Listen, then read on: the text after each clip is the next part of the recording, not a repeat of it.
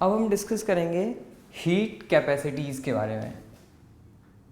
What is meant by term heat capacity? ऊष्मा क्षमता से हम क्या समझते हैं? तो ऊष्मा क्षमता एक टर्म है। अगर हम किसी बॉडी में हीट देते हैं, किसी बॉडी को हीट देते हैं, तो उस बॉडी के टेम्परेचर में कुछ चेंज आता है। लेट सपोज एक रैंडम बॉडी हमारे पास ये है, हमने इसमें Q1 Q temperature, Q heat, Q amount of heat add की, और इस Q अमाउंट ऑफ हीट को ऐड करने के लिए लेट से अगर ऐड कर रहे हैं, ऐड या सब्ट्रैक्ट कर रहे हैं, तो हम उसको हमेशा डेल्टा Q का नाम देते हैं। तो अगर उस बॉडी की हीट एनर्जी में डेल्टा Q का चेंज आ रहा है, यानी हम उसको सब्सट्रैक्ट या ऐड कर रहे हैं, और इस वजह से उसके टेम्परेचर में डेल्टा T का चेंज आ रहा है। किसी बॉडी में हमने हीट चेंज किया डेल्टा Q, और उस वजह से टेम्परेचर में उसकी चेंज आया डेल्टा T। तो अब हम इस डेल्टा Q और डेल्टा T के रिलेशनशिप को डिफाइन करते हैं। There is a term capital S equals to delta Q by delta T, और हम इस S को नाम देते हैं हीट कैपेसिटी। हीट कैपेसिटी किसी बॉडी के लिए डिफाइन होती है, हीट कैपेसिटी किसी बॉडी के लिए डिफाइन होती है, और हीट कैपेसिटी को हम कह सकते हैं कि per unit change in temperature उसको कितनी हीट नीडेड है, उसको उसका टेम्परेचर 1 डिग्री चेंज करने के लिए कितनी ऊष्मा की ज़रूरत है, 1 डिग्री टेम्परेचर बढ़ाने के लिए या घटाने के लिए कितनी ऊष्मा उसमें अगर बढ़ा रहे हैं तो डालेंगे, अगर घटा रहे हैं तो निकालेंगे। तो 1 डिग्री टेम्परेचर को चेंज करने के लिए कितनी ऊष्मा को निकालने या डालने की ज़रूरत है, उसको हम हीट कैपेसिटी के नाम से जानते हैं। अब हीट कैपेसिटी चूँकि बॉडी के लिए डिफाइंड है, तो अगली जो सबसे बड़ी प्रॉब्लम आती है वो ये आती है कि लेट्स सपोज हमारे पास एक आयरन रॉड है, वो 5 kg की है। अगली आयरन रॉड आई, वो थोड़ी और बड़ी हुई। मतलब जो डिफरेंट ऑब्जेक्ट्स हम रियल लाइफ में फेस करते हैं, उन सब की बॉडी शेप, स्ट्रक्चर, मटेरियल सब कुछ तो डिफरेंट होगा। तो हम हर एक बॉडी के लिए हीट कैपेसिटी तो निकाल के रख नहीं सकते डेटा। हम हर एक बॉडी के लिए हीट कैपेसिटी का डेटा निकाल कर रखना कितना मुश्किल होगा, उसको टेबुलाइज करो, कितना लंबा कितना बड़ा डेटा होगा।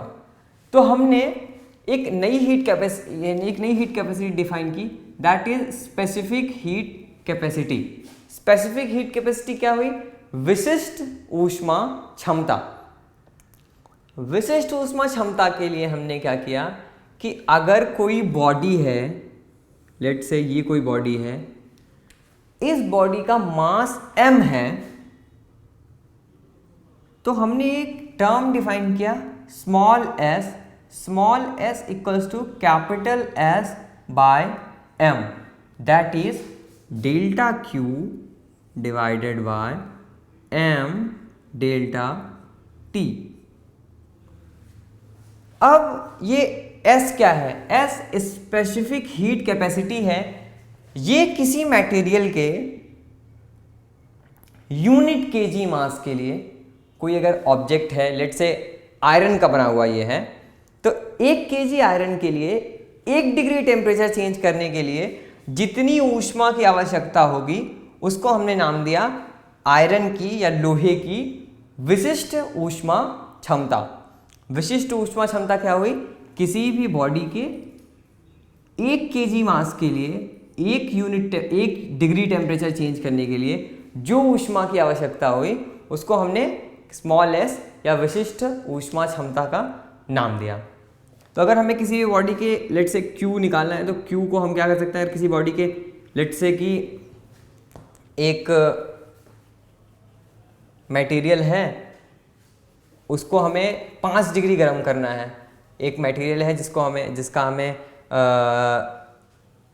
स्मॉल s दिया हुआ है, स्मॉल s लेट से उसका दिया हुआ है स्मॉल s, और हमें इसमें निकालना है कि इसको 5 डिग्री, इसका मास दिया गया है 6 kg, और डेल्टा T दिया गया है 10 डिग्री, S दिया गया है लेट से 15 जूल पर kg पर केल्विन। तो हमें Q निकालना है, तो हम Q को सिंपली कैसे निकाल सकते हैं, Q equals to m s delta T.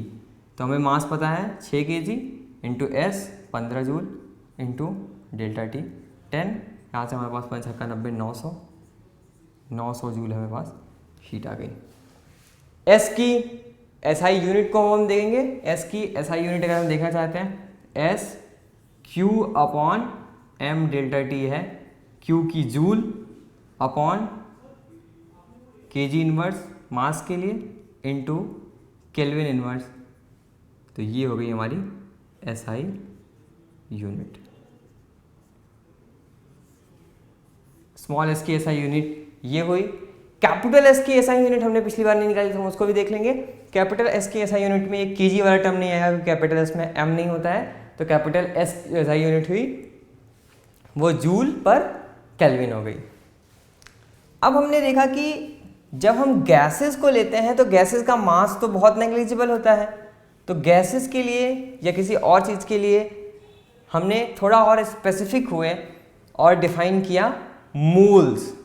जब हमारे पास कॉन्सेप्ट ऑफ मोल्स आए, मोल कॉन्सेप्ट आया, तो हमने इस स्पेसिफिक हीट कैपेसिटी को मोलर हीट कैपेसिटी की तरह चेंज कर दिया और हमने पर मोल मोलर हीट कैपेसिटी एक नई टर्म दी और हमने पर मोल के लिए देखा एक टर्म डिफाइन किया सी। सी क्या है, सी है अमाउंट ऑफ हीट नीडेड, कितना क्यू चाहिए पर यूनिट मोल, एक मोल, यानी अगर n नंबर ऑफ मोल हैं,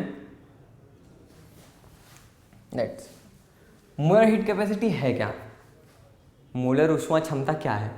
मोलर ऊष्मा क्षमता है कि अगर किसी पदार्थ का एक मोल हमारे पास है, अगर किसी पदार्थ का एक मोल हमने ले लिया, तो इस एक मोल को 1 डिग्री यूनिट से 1 डिग्री सेल्सियस से 1 डिग्री केल्विन से गर्म करने पर या ठंडा करने में कितनी ऊष्मा को निकालें या ऐड करें।